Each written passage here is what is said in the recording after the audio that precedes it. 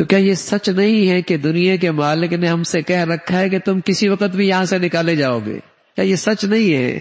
دنیا میں کرایہ دار مالک کہہ دے کہ تم نے یہاں سے جانا ہے تو آدمی کتنا فکر مند ہو جاتا ہے، بھائی جہاں دوبارہ جانا ہے وہاں کا کچھ انتظام تو دیکھ لو۔ کیا دنیا کے مالک نے نہیں کہہ رکھا کہ تم نے یہاں سے جانا ہے، اور یہ بھی بتا دیا جب میں چاہوں گا تمہیں جانا ہوگا، پھر مہلت کوئی نہیں۔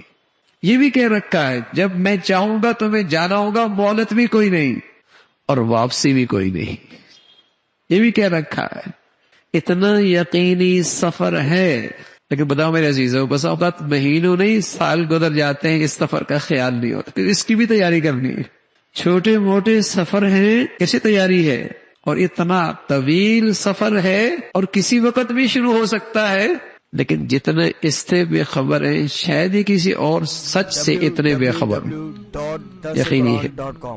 تو میرے عزیزو، اپنا اس سفر کا استحضار ہو کہ کسی وقت بھی یہ سفر شروع ہو سکے۔ یہ اصلاح کی بنیاد ہے، یہ اصلاح کی بنیاد ہے، یہ سب سے بڑا واعظ ہے، یہ سب سے بڑی نصیحت ہے۔ رسول اللہ صلی اللہ علیہ وسلم فرمایا کرتے تھے، دو واعظ چھوڑ کے جا رہا ہوں، ایک بولنے والا، ایک خاموش۔ خاموش موت ہے۔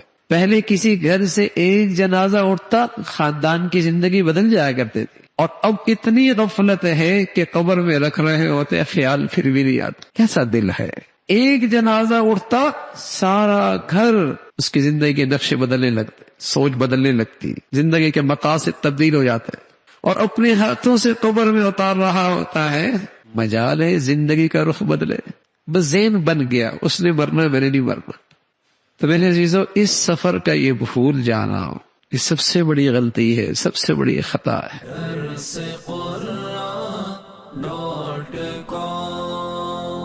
www.darsequran.com